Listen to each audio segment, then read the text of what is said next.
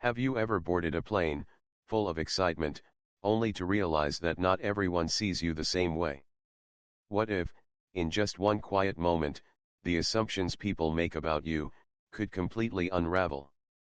And what if, staying silent was not weakness, but the most powerful answer of all? Today, I want to share with you a story. A story not just about injustice, but about grace under fire. About dignity standing taller than anger. And about how one unexpected woman quietly redefined what true leadership means. In the next few minutes, you'll witness a confrontation that started with judgment and ended with a stunning revelation. How quiet resilience can shake the very foundations of prejudice. And why standing firm, even in the face of humiliation, can change more than just one flight, it can change lives. Before we dive in, let me ask you. Have you ever felt underestimated because of how you look, where you come from, or simply because you chose to walk quietly instead of loudly? If you have, then stay with me. Because this story might just remind you how powerful you really are. The afternoon sun gleamed across the runway, painting everything in gold. The private jet waiting at the end of the tarmac was a picture of luxury, sleek lines, shimmering windows, an invitation to step into a world where comfort knew no limits. Inside the cabin, everything whispered wealth. Plush leather seats cradled each passenger, golden accents shimmered along the aisles, and the scent of fresh flowers mingled with the soft hum of ambient music. It was the kind of place where, supposedly, everyone was treated like royalty. At least, that's what it promised. Passengers rolled their designer luggage behind them, smiling at the attentive flight attendants who offered champagne with effortless grace. Couples settled into their seats with practiced ease. Businessmen loosened their ties just enough to look casual but important. Everyone, or so it seemed, belonged. Then Alicia Morgan stepped aboard. She wore a tailored navy blazer, simple pearl earrings, and carried herself with a quiet dignity that didn't seek attention, but somehow still commanded it. There was no grand entrance. No demands. No drama. Just a woman, confident, composed, taking her seat, ready for her journey. But as Alicia moved through the cabin, something subtle shifted. Lauren, the lead flight attendant, sharp uniform, sharper smile, greeted most passengers with warmth. Yet when her eyes landed on Alicia, the temperature dropped. The welcome became colder. The smile, thinner. It was small. Barely noticeable to the untrained eye. But Alicia noticed. And so did a few others. You see, injustice rarely shouts. Most of the time, it whispers. It's in the way a smile fades just a little too quickly. The way an offer of help never comes. The way assumptions slip through even in the most luxurious spaces. And here's the hard truth. You can wrap injustice in gold and leather, but it's still injustice. In fact, a 2020 Harvard study found that even in high-end services, private aviation, luxury hotels, elite events, microaggressions against people of color persist at alarming rates. Bias, it seems, doesn't fade with the price tag. Alicia wasn't there for a fight. She wasn't there to prove anything. She was simply there, to travel. To do what everyone else on that plane expected to do. Sit down. Buckle up. And reach her destination in peace. But life, as it often does, had other plans. The lesson here is simple but profound. Real luxury isn't found in marble floors or gold trimmings. It's found in respect. And the absence of respect, even in the most beautiful places, reveals an ugliness no luxury can hide. And as Alicia quietly settled into her seat, unaware of just how much the flight ahead would test her strength, something else was taking off too. An invisible battle between dignity and deep-seated prejudice. Because sometimes, the real turbulence isn't in the skies above. It's right there, inside the cabin. And that's where our story truly begins. At first glance, everything seemed ordinary. Passengers continued to board, chatting softly, sipping champagne, scrolling through their phones. The cabin buzzed with the kind of relaxed anticipation that only luxury could buy. Lauren, the lead flight attendant, stood near the entrance, her posture crisp, her smile polished to perfection. She greeted Mr. and Mrs. Bennett, a charming older couple, with effortless warmth. "Good afternoon, Mr. Bennett, Mrs. Bennett. Always a pleasure to have you with us," she said, her voice sweet as honey. Mrs. Bennett beamed in return, clutching her knitting bag. Mr. Bennett gave a gentlemanly nod, folding his newspaper neatly. It was a scene straight out of an airline brochure, effortless, elegant, comforting. But when Alicia Morgan stepped forward, the same smile that welcomed the Bennetts faltered. Lauren's eyes cooled ever so slightly. Her voice, still polite, lost its warmth. "Welcome aboard," she said, the words clipped, almost mechanical. No cheerful acknowledgement.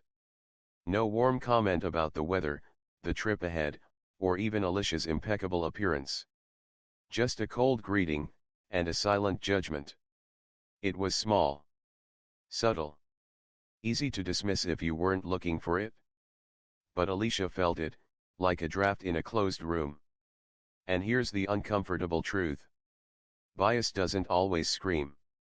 Sometimes, it smiles. But it smiles, differently. In fact, a 2019 study published by the American Psychological Association found that service workers, including airline crews, unconsciously offer warmer treatment to customers they perceive as higher status based on race, appearance, or attire. Not because they intend to discriminate, but because bias, when unexamined, flows as naturally as breathing. It's in the extra second of eye contact. The slight softening of the voice. The kind word offered to one person, and withheld from another. When we talk about unspoken bias, we're not always pointing to overt hatred. We're talking about tiny moments, countless, invisible cuts, that remind someone, "You're not fully welcome here." And those moments add up. Not just on planes, but in boardrooms, classrooms, restaurants, hospitals. Everywhere. The lesson is simple, but often forgotten. Respect isn't about grand gestures. It's about small, consistent acts of humanity, offered freely, to everyone, without exception. Because the way you smile at someone might tell them more about how you see them than any words ever could. As Alicia took her seat, her back straight, her chin high, she carried more than just her travel bag. She carried the quiet weight of every moment like that she had ever endured. And every moment yet to come. Because for Alicia, and so many others, this wasn't just a flight. It was another test of grace. And soon, that test would become impossible to ignore. Alicia had barely settled into her seat when the footsteps came, sharp, deliberate, slicing through the calm cabin air. Lauren stood before her again, clipboard tucked under one arm, the other resting firmly on her hip. Her smile was gone now, replaced by a tight line of forced professionalism barely masking irritation. "Excuse me, ma'am," Lauren said, her voice low but edged with steel, "this section is reserved for our elite passengers." Alicia looked up, her expression calm, almost gentle. "I believe this is my seat," she replied simply, offering her boarding pass without a hint of defensiveness. Lauren didn't even glance at the pass. Her mind was already made up. "I'm going to have to ask you to move to the back," Lauren insisted, her voice rising just enough for nearby passengers to hear. Heads turned. Whispers stirred. The businessman across the aisle, Mr. Carter, frowned slightly. The nosy socialite, 2 rows ahead, leaned sideways, pretending to adjust her seat while eagerly eavesdropping. Alicia remained still, her hands resting lightly on her lap. "You might want to double-check your list," she said softly. I'm exactly where I'm supposed to be. Moments like this are about more than just seats. They're about who society assumes deserves to sit at the table, or in this case, the front of the plane. In a 2021 Pew Research Center survey, nearly 48% of Black Americans reported that they were treated with less courtesy than others in everyday situations, from restaurants, to hotels, to flights. Not because of their behavior, but because of assumptions, invisible, and yet painfully real. Lauren's assumption was clear. Alicia didn't look like someone who belonged there. Not because of what Alicia had done, but because of who Alicia was. Lauren straightened up, her posture rigid. If you refuse, I will call security, she declared, loud enough now that even the passengers in the back turned their heads.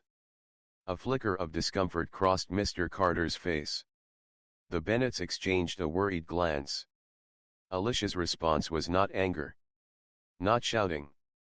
Not pleading. It was calm. Call whoever you need, she said gently. But I am not moving.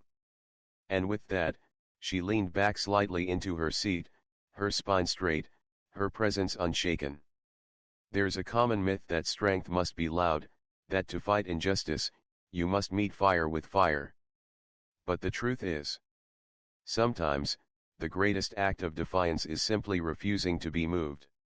Quiet strength unsettles prejudice far more than shouting ever could. Because prejudice expects fear. It feeds on submission. But dignity? Dignity disarms it. Strength isn't always the loudest voice in the room. Sometimes, it's the steady heart, the unflinching gaze, and the unwavering calm of someone who knows their worth, even when the world tries to deny it. And as the cabin crackled with unspoken tension, as judgment and whispers swirled in the air, one truth became clear. The real battle aboard this flight wasn't about a seat. It was about something much deeper. And the wounds it would leave, were already starting to form. Let's move forward. The argument should have ended there. A simple mistake, corrected with an apology, maybe even a smile. And everyone could have moved on. But it didn't. Because sometimes, the worst wounds aren't from a single blow. They're from 1,000 tiny cuts, each so small, you almost convince yourself you're imagining it. That's what microaggressions are. Small comments. Tiny gestures. Little slights. On their own, they seem harmless. But stacked together, they create a crushing weight. One that reminds people, over and over again. You don't fully belong. Lauren didn't shout anymore. She didn't push Alicia from her seat. But she found other ways to send her message. When offering drinks, Lauren smiled brightly at Mr. and Mrs. Bennett. She knelt slightly to make eye contact with the socialite. She handed Mr. Carter a fresh napkin with both hands, a small but respectful gesture. And when she passed Alicia, no eye contact. No smile. Not even a simple acknowledgement. As if Alicia wasn't even there. Later, when Alicia stretched her legs slightly into the aisle, a normal shift to get comfortable, Lauren, seeing it, deliberately altered her path. She bumped into Alicia's foot, spilling an entire tray of sparkling water onto Alicia's lap. The gasp was theatrical. The blame was immediate. Watch where you're putting your legs, Lauren snapped loudly, drawing eyes once again. Alicia, dripping with cold water, simply looked up, her voice steady. You walked into me. Nothing more. No shouting. No anger. Just truth. Microaggressions like these are not rare. In fact, a 2018 study by Columbia University found that over 70% of Black Americans encounter microaggressions at least once a day. In stores, at work, even on flights supposedly designed for comfort. And the impact isn't just emotional. Repeated exposure to microaggressions has been linked to higher rates of stress, anxiety, and even physical health issues like hypertension. Because when someone chips away at your dignity, piece by piece, it doesn't just hurt your feelings. It hurts your soul. The cruelty of microaggressions is that they leave no visible bruises. Nothing you can point to. Nothing you can easily prove. And yet, they bleed people dry. The lesson here is simple. Kindness isn't just about grand gestures. It's about the everyday respect we show, or withhold. In the tiny, seemingly insignificant moments. Because for someone carrying the weight of 1,000 cuts, one genuine act of kindness can feel like a lifeline. And one act of cruelty can feel like a collapse. As Alicia quietly brushed the cold water from her lap, choosing dignity over drama yet again, she didn't realize the worst, and the clearest line, was still ahead. Because some prejudices, when threatened, don't stay silent.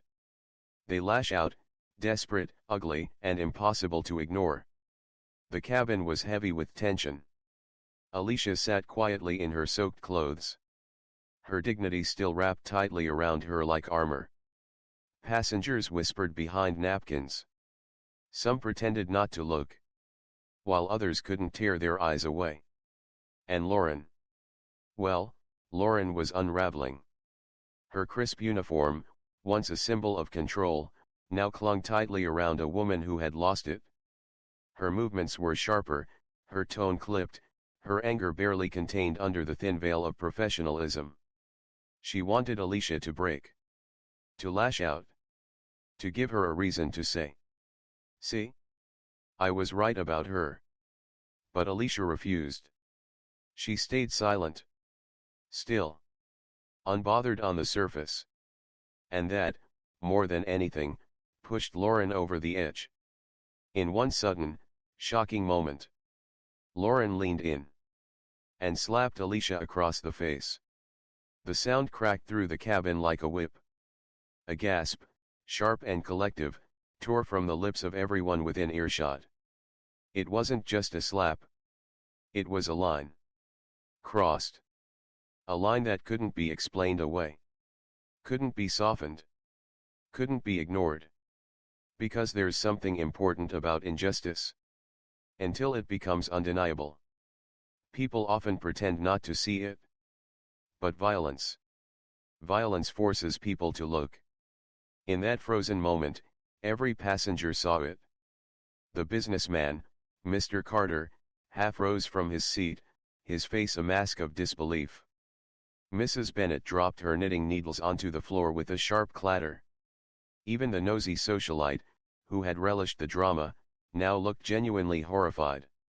No one could unsee it now. No one could pretend it was just a misunderstanding. This isn't just a story on a plane. It mirrors real life.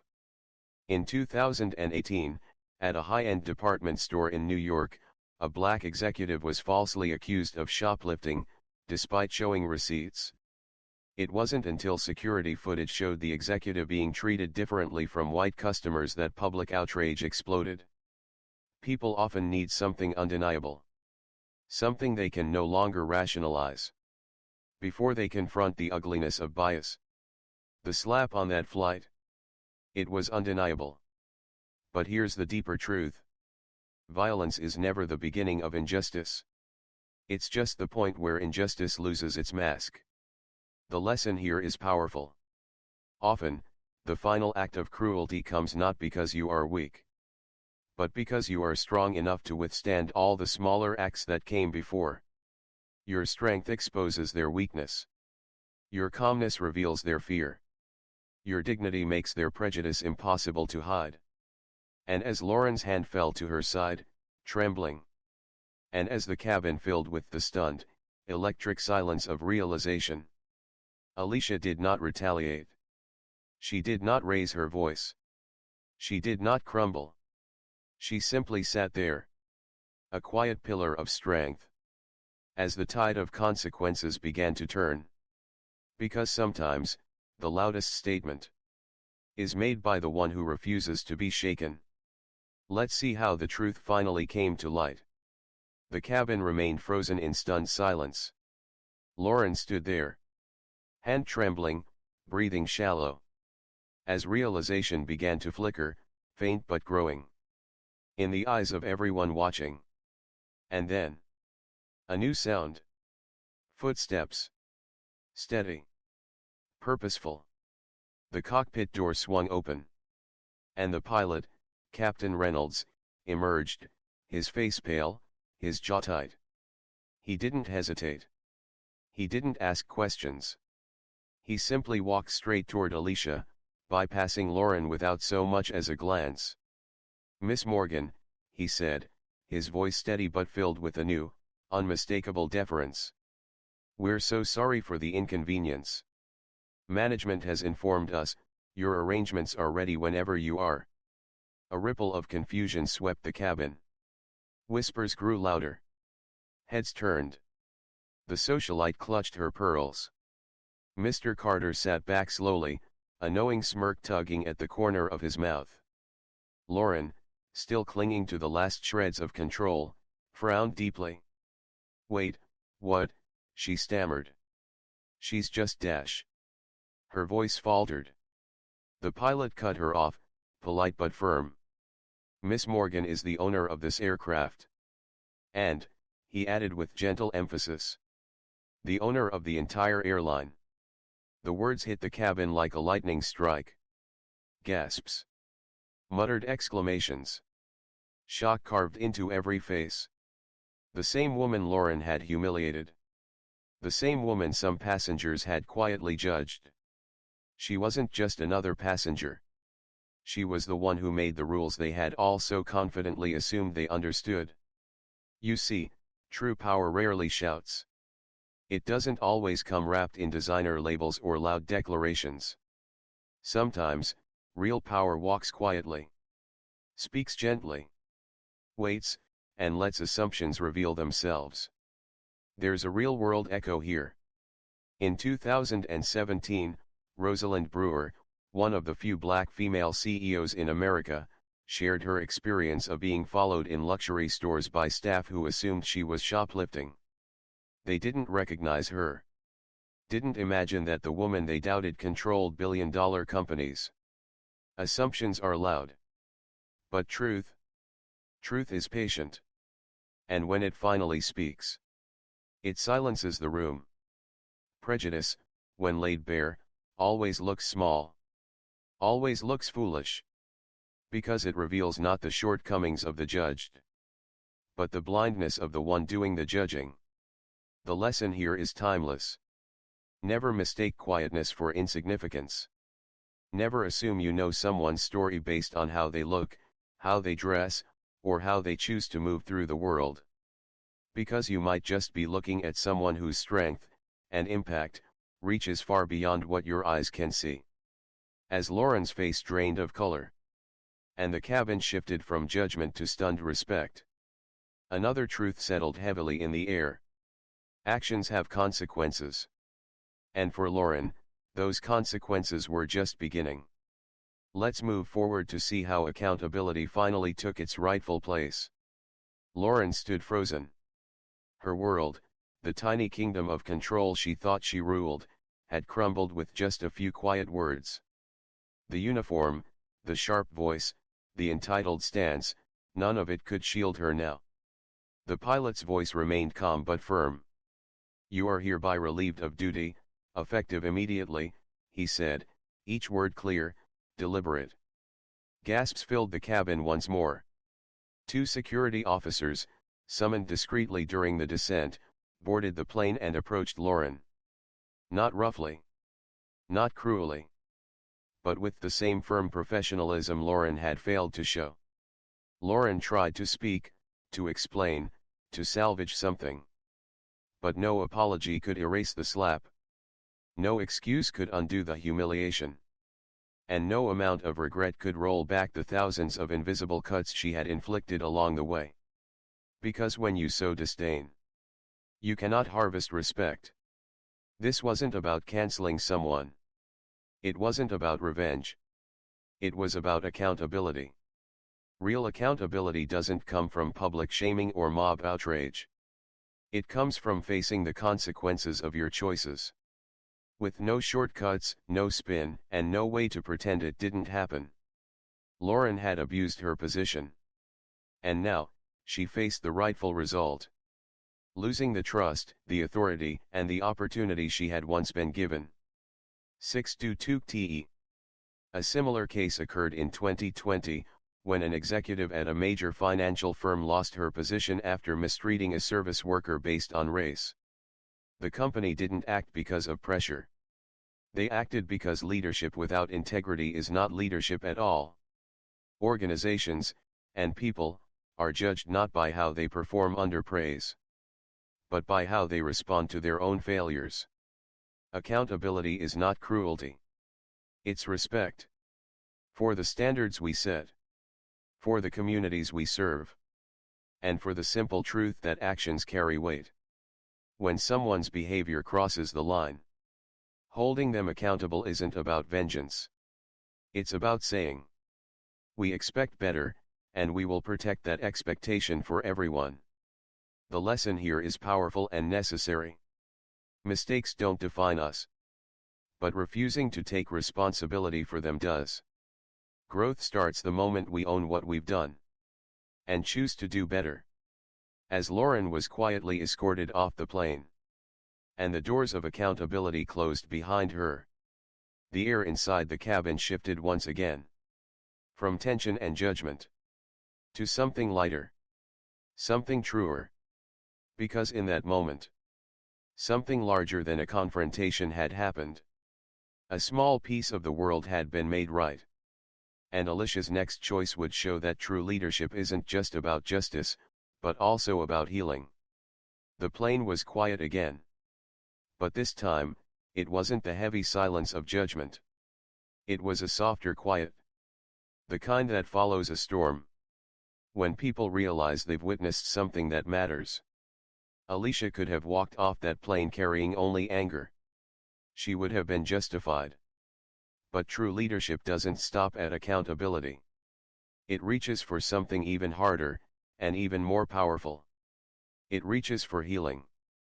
Instead of simply punishing and moving on, Alicia chose to transform the moment. When she stepped off that flight, Alicia didn't head straight to lawyers or press conferences. She sat down with her executive team. And she made a decision. Not just to fire one employee, but to change the way her entire airline thought about service, respect, and dignity. She mandated comprehensive training for all flight staff. Not just in customer service, but in unconscious bias, empathy, and emotional intelligence. She created a confidential reporting system so that passengers, and crew, could safely report discrimination without fear of retaliation. And she launched a new company-wide initiative called Respect Above All. Built on one simple promise. Every passenger deserves to be treated with honor, without exception. Healing doesn't mean pretending the wound never happened. It means acknowledging it fully. And then building something stronger in its place. Real change happens when we don't just punish bad behavior, but when we actively create systems that make better behavior the standard. This mirrors what companies like Starbucks did after facing racial bias incidents. They didn't just issue an apology. They shut down thousands of stores for a full day of bias training, costing millions of dollars in lost revenue. Because they understood. Changing a culture is more important than protecting short-term profits. True leaders don't protect appearances. They protect values. It would have been easier for Alicia to punish Lauren and move on. But easy paths rarely build lasting bridges. It's the harder choice, the choice to heal, that leaves a real legacy. Because justice without healing leaves scars. But justice with healing leaves strength. The lesson here is profound. When given the chance to use our power to crush or to heal, choose to heal. It doesn't make you weaker. It makes you unforgettable. And as Alicia's story spread far beyond that single plane, through news articles, television interviews, and viral posts, it sparked something even bigger. A conversation about what respect really looks like. Not just on flights, but everywhere we walk, serve, and lead. Let's explore the deeper lessons we can all take from Alicia's quiet revolution. Alicia's story didn't just end with a policy change or a few headlines. It rippled outward. Into homes, workplaces, airports, and everyday conversations. Because at its core, this wasn't just a story about one flight attendant and one passenger. It was a story about all of us. About the choices we make. In small moments, when no one is watching. To either uphold dignity or quietly chip away at it. Leadership isn't reserved for CEOs, presidents, or people with fancy titles. Leadership happens every day. In the way we greet someone. In the way we listen without judgment. In the way we offer respect not because someone earns it, but because it's their basic human right. Every smile we give. Every assumption we resist. Every voice we choose to uplift. Is an act of leadership. And leadership, real leadership, always starts with respect. In a 2022 survey by Deloitte, employees across industries listed respect as the #1 trait they wanted from their leaders. More than charisma, intelligence, or even vision. Because respect doesn't just make people feel good.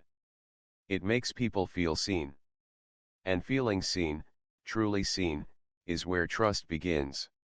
It's easy to overlook the power of small gestures. A nod. A kind word. An extra moment of attention. But to someone carrying invisible wounds, those gestures are not small at all. They are everything. The lesson Alicia leaves us with is both simple and profound. Every day, you lead someone. Through your words. Through your actions. Through the invisible ripples you send out into the world. So the real question isn't whether you are a leader. The real question is, what kind of leader will you choose to be? As we move toward the end of this story, let's carry that question with us. Not just today, but into every room we walk into. Every conversation we have.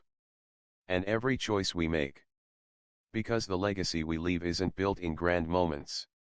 It's built, one small act of respect at a time. As Alicia's story comes to a close, it leaves behind more than just a trail of consequences. It leaves behind a question. One that each of us must answer in our own lives. When the noise fades. When no one is there to cheer or criticize. When it's just you and the quiet weight of your choices. What kind of legacy will you leave behind? Legacy isn't built in grand moments. It's not about titles, awards, or the number of followers you have. Legacy is built quietly. In the way you make people feel. In the moments when you have the choice to be kind, or to be cruel. To uplift, or to diminish. To see, or to ignore. Every day, you're writing your story. Not in bold headlines. But in invisible ink. On the hearts of the people you meet. Think of Dr. Maya Angelou. Not just remembered for her powerful poetry. But for the way she treated everyone, from presidents to janitors, with the same profound respect. Or Fred Rogers, who built an entire career around reminding children, and adults alike. You are special, just the way you are. Their legacies weren't forged in one shining moment. They were built, quietly, steadily. Through thousands of small acts of dignity and kindness. The final lesson from Alicia's journey is this. You don't have to own an airline to make a difference. You don't need a title, a spotlight, or a perfect script. You just need to decide. Every day. That your legacy will be one of respect, compassion, and quiet courage. Because long after the arguments are forgotten. Long after the awards gather dust. What remains is how you made people feel. And that is the legacy that truly changes the world. So as you go back into your everyday life, boarding planes, entering boardrooms, greeting neighbors, ask yourself, What story am I writing today? And remember, every smile, every act of listening, every moment of kindness, is a sentence in the legacy you are building. Thank you for walking through this journey with me. If this story touched your heart, share it with someone who could use a reminder. Respect isn't optional. Kindness isn't weakness. And true leadership always begins with seeing the dignity in everyone you meet.